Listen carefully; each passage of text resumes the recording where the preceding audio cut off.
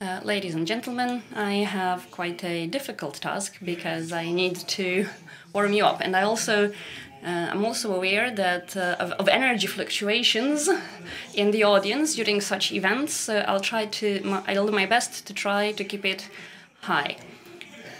The topic of my keynote speech is digitization in professional education. This is something you're quite knowledgeable about, so I might say something stupid and then feel free to correct me.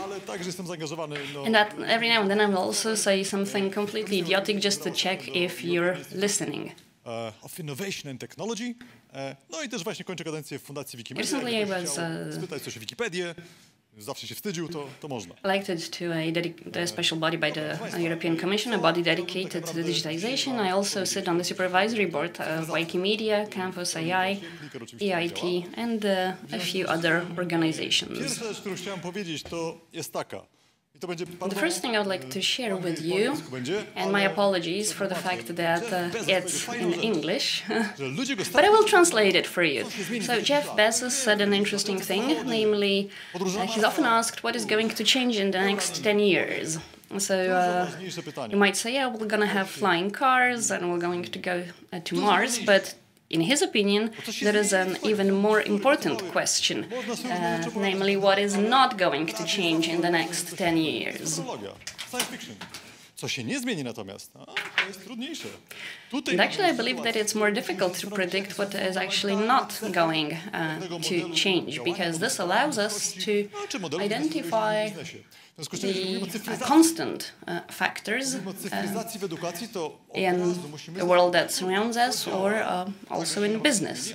And the same question can be asked about digitization, namely what might change and what is likely to stay the same. As you might know, for almost 25 years I have been involved in teaching English online. We have a program training teachers who teach foreign languages, kids in rural areas.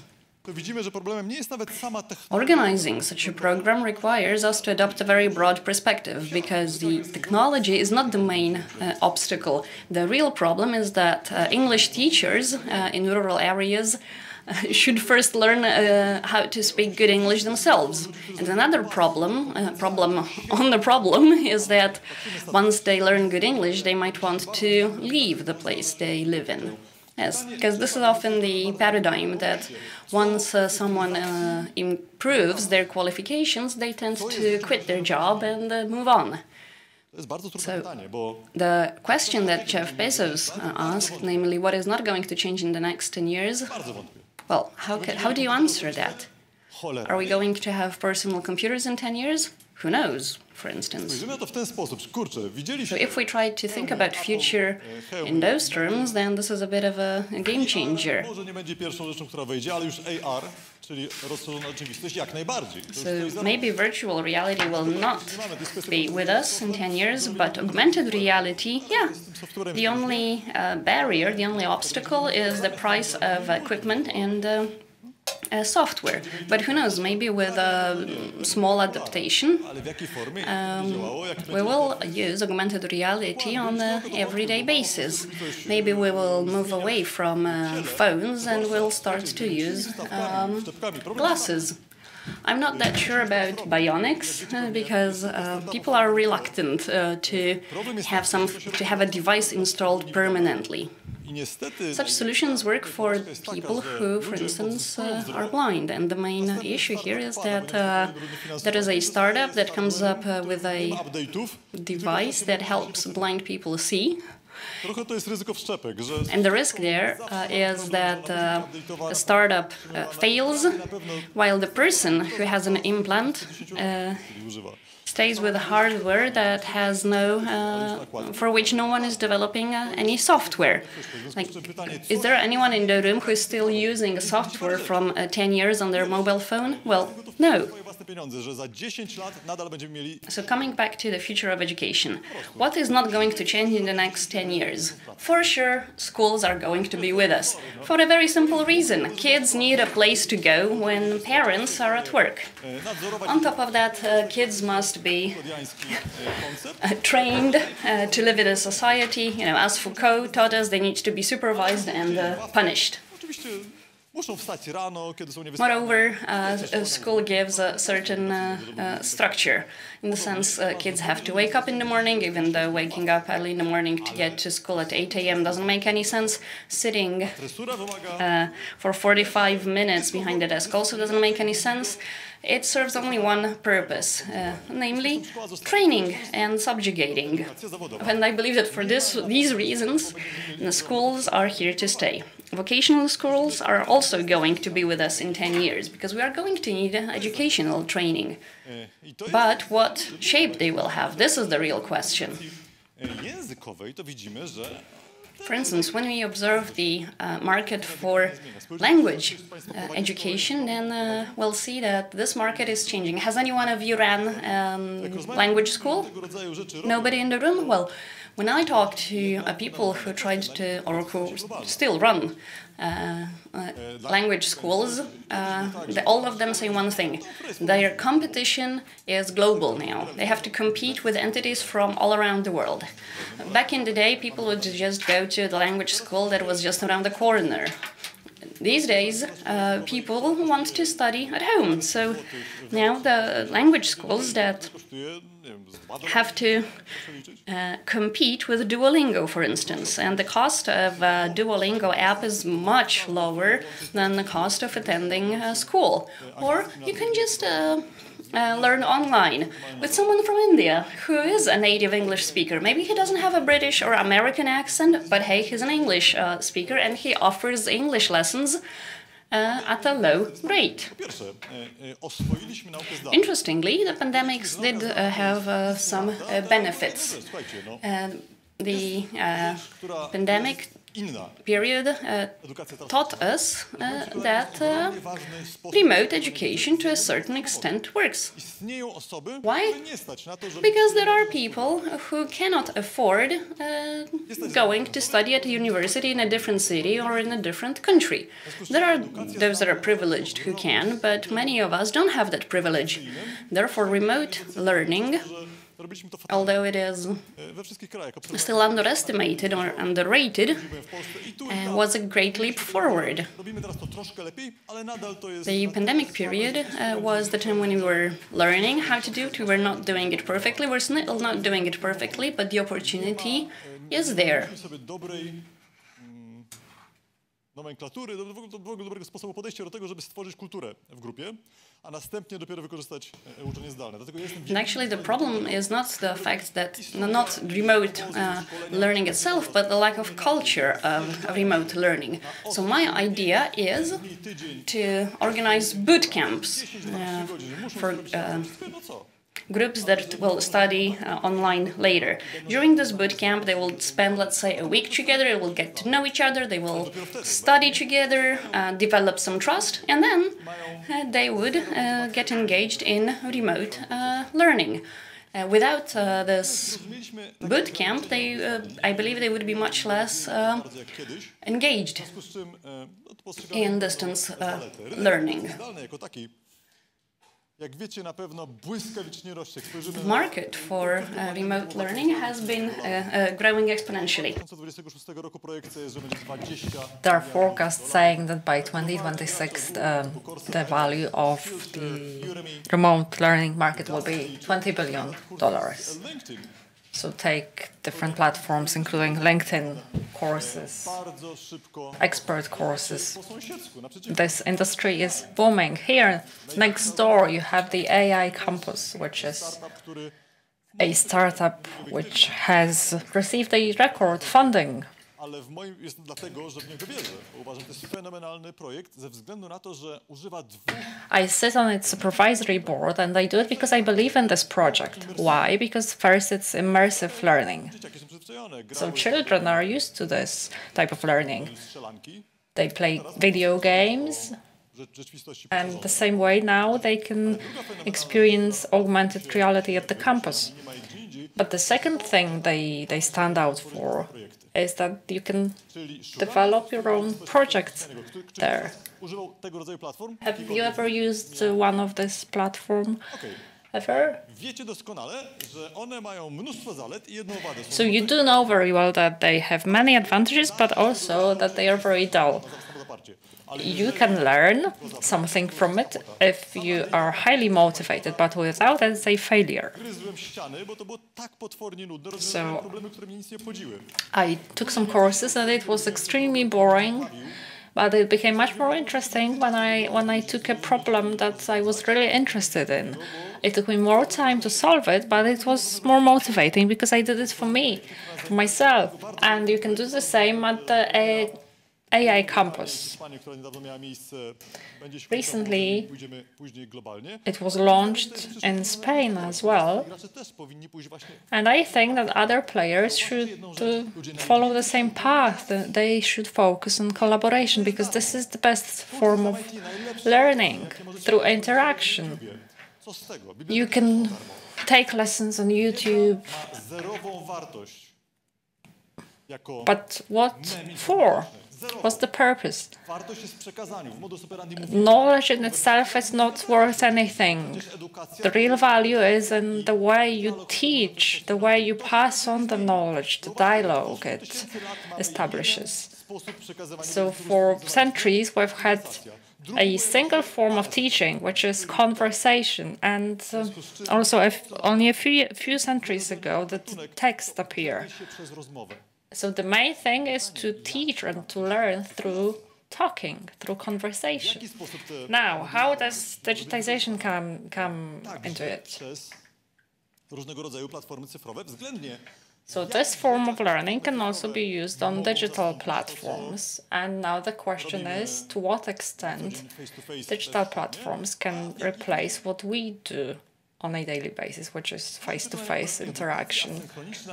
Take asynchronous education. It does have some advantages, I think, but it won't push away synchronous education, which is based on dialogue.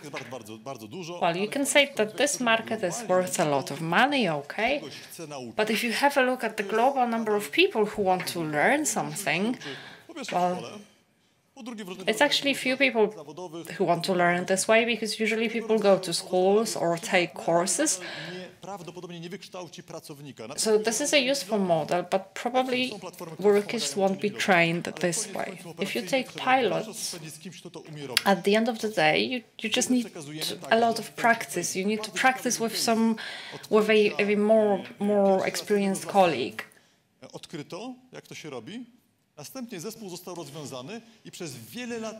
When the first laser was discovered, well, they did discover it, then the team fell apart, and then it took years to rediscover it again, because there was no transfer of knowledge.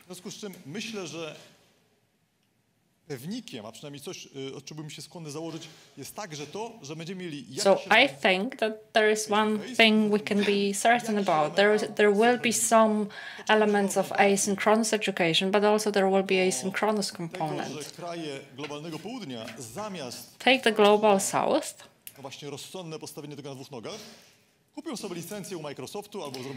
Just imagine that the countries of the Global South will buy a license from Microsoft, and this way, well, education, vocational education, school education will ticked off. Children will learn now. No, it's not going to work this way, because you also need synchronous education. There is also a lot of digitization in synchronous education, like video conferences and gadgets. So this is shared reality. to błyskawicznie nam się rozjeżdżają konteksty. To, że jestem w stanie tutaj z wami teraz rozmawiać na żywo. So I'm here now talking to you live, and this is because I'm talking to you, but we are also sharing the same context, the same surrounding, and whatever happens outside, we will react to it simultaneously. So we are quite simple beings, like monkeys, like apes, but it also means that we do have limitations. One of them is that sharing or experiencing together the same reality is very, very important for communication. Even seeing the same colors. If you see colors differently, it has a bad effect on the communication between you. I can see you nodding now. I can see you smiling, and this is very important. This means that we are now in conversation. We are having a dialogue. Jakieś elementy na razie da się rozwiązać. Pytanie, czy w perspektywie 10 lat będziemy w stanie rozwiązać? Some elements can be solved to a certain extent. The question is how we are going to solve this problem of shared context in a few decades. Google has suggested a solution.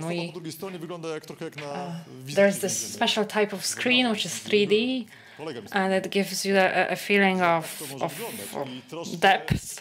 But it makes me think of visiting someone in a prison.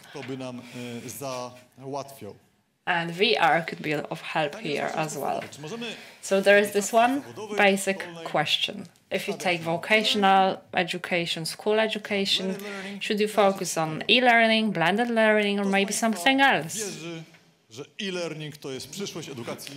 Who of you think that e-learning is the future of vocational education? Raise your hand.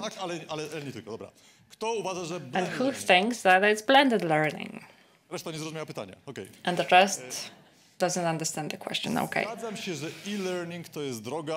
I do agree that e-learning can work for many people, but it really requires a lot of motivation. Trochę ponad 300 dni w lidze diamentowej w Duolingo. Out of my experience, I can tell you that for 300 days now, I've been in the Diamond League in Duolingo. It works for me, but I'm not a very typical person because I work in education myself. My daughter has tried it, but we didn't put me and her mom didn't put a lot of pressure on her, and she hasn't been very consistent in using the platform. So adults have higher levels of education, of motivation. So this is the basis of e-learning. You have to be motivated and you have to be systematic. So you need to have it yourself. It works for 2-3% of people, and for the rest, it's like buying the card to a gym. Mówię jak jest, no przepraszam. So you subscribe, but then you give up after some time. So interaction is also a very important element of education. So there is no interaction, you cannot chat with your peers. And education is also about adapting to social norms. Take the culture of a specific profession. So it's very important. Even the dress code. You probably know what the dress code for IT specialists is. They are very strict. If you wear a suit to work, they will ask you whether you are going to get engaged. Ale to wszystko będzie zawsze gorsze niż blended learning, czyli połączenie this is always going to be worse than blended learning, which brings together on-site and off-site learning. Na wyłącznie rzeczy, których się nie da zeksternalizować na technologię. So I think that at school in a class you should only teach things you can't outsource to the internet. zrobić w klasie. depends on the subject, but if you take Większość maths, wymaga zrozumienia, nie tyle you zapamiętania. can do a lot on the side, but most things are about understanding and not Owszem, musimy wiedzieć mniej więcej, jaka była chronologia. memorizing Jak to się things. nazywa, żeby w ogóle zacząć With rozumieć history, siebie, it's different. ale koniec końców musimy zrozumieć proces. You need to understand the process. In languages, in turn, Jest element zrozumienia. Musimy zapamiętać, nie wiem, deklinację, you musimy need to zapamiętać, w jaki understand sposób funkcjonuje gramatyka the danego grammar, języka, rules, ale etc. nie uciekniemy od zapamiętania pamięciowego zwykłego słownictwa. But you also need to learn 80% tego zostało. vocabulary by W heart. związku z tym pomiędzy przedmiotami to się różni, ale to, co można opanować So pamięciowo, it's subject wiemy, specific, że but platformy cyfrowe za pomocą if there's powtarzania, something zgodną you have z to zapamiętywania, learn by mogą heart, optymalizować w tak dużym we stopniu, know that digital platforms can optimize this process in such a way that you will save 83% of 13% time. nauczycieli w szkole In my project, InstaLink, well, 13% of school teachers use this platform. I really think it's a great platform, and Nauczyciele co prawda wiedzą, że mogą używać, ale trochę się boją stawiać oceny, więc jest tam w tej chwili pewien element niepewności. Ale to, co now in Poland, homework has been banned, so teachers are not sure that they are allowed to use this platform. But pamięciowych. Czyli anyway, nie powtarzam tego, co już umiem. To jest największy the platforms helps you save time because you don't have to repeat what you have already memorized. Oraz powtarzam to, co byłbym zapomniał, gdyby nie powtórzył. Te dwie rzeczy można zoptymalizować. So you can optimize what you review, what you repeat. Że Ministerstwo Edukacji Narodowej It's a great thing, and bo gdybyśmy mieli znowu I'm really surprised that the Ministry of Education is not investing in it, ścisłe. Gdybyśmy mieli pełną kontrolę tego, because it's very similar with vocational education. If you manage better what people memorize and how they memorize, you can save a lot of time. tak samo. Mamy elementy pamięciowe. The same goes for vocational education, because there's the component you have to memorize, but there's also things you have to learn through understanding. Jak nie mamy czasu, żeby zrobić zapamiętanie inaczej. W związku z czym to, gdzie widzę przyszłość edukacji, czy to zawodowej, czy zwykłej, overall, you're short of time. na tym, że So, wydzielamy to, co jest potrzebne do zapamiętania. to me, the future is blended learning, which means that whatever you have to memorize, here you can resort to technology, but the rest should be done face to face, because face to face is priceless. Dlatego, że face to face to jest drogi element tego całego And biznesu. this is the expensive component of this whole business, but you can't get rid of it. Wszyscy powiedzą, że AI wejdzie do edukacji i to jest... And now, AI, yes, you will all say that AI will be part of the education process. It already is. robi, ale czy możemy powiedzieć, że globalnie wszedł to raczej nie. Well, there are projects which are AI-based. There are a few contender, but is it global? Well, I wouldn't say so. Tay Squirrel AI. It's very good. There is the math tutorial in China. Personalnego tutora. You get a personal tutor for a tiny fee, for a small fee.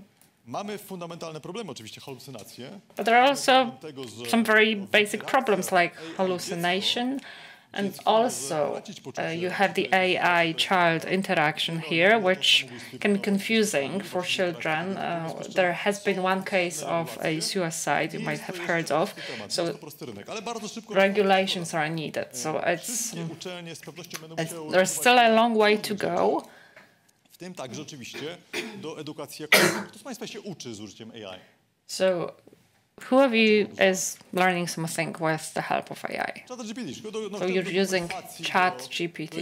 Okay. For languages or for vocational training? Well, that's great, but is it learning or is it asking questions about facts? It's conversation. So this is the very essence of learning. It's not as good as talking to a human being.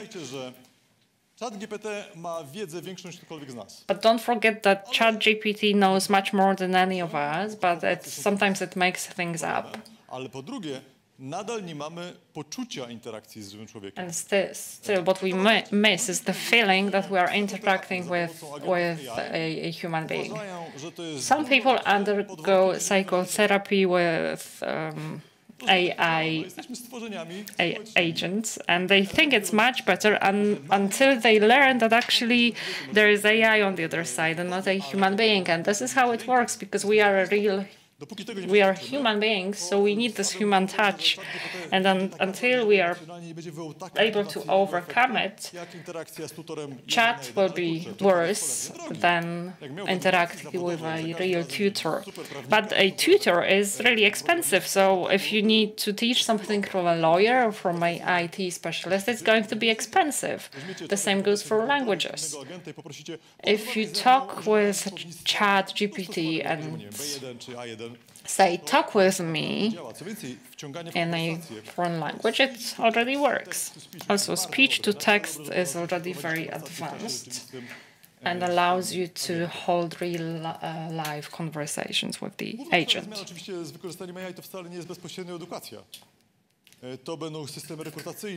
AI is a real game changer, but not necessarily in education, strictly speaking. It's recruitment, etc. At all stages, take university, NGOs, education. It can predict who will drop out. This is great. You can analyze data science, and you can see the trajectory of different students.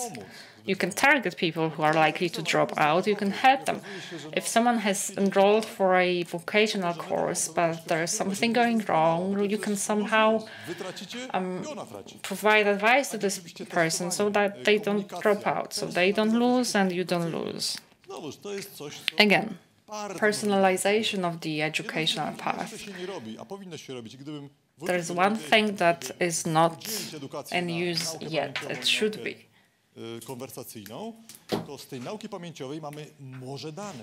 Because if you take the component of learning which is about memorizing, it provides you a lot of data. So the government should have a database from which they could learn that children in this region are struggling with this, and children in another region are struggling with that. And this also gives you information to adjust curricula. It also can provide you information about which teachers are successful and which aren't. Na pewno się też już w Polsce będzie coraz szybciej robiło, a w Stanach się już robi od paru lat, to użycie rekrutacji. Another solution that has been used in the US for a few years is recruiting using AI. Actually, together with my colleague Górska, PhD, we analyzed to what extent this recruitment work. Actually, it works quite well, but there is a problem with the fact that they are biased. For instance, if you're a black single mother in the US, your chances of getting a mortgage is drastically low.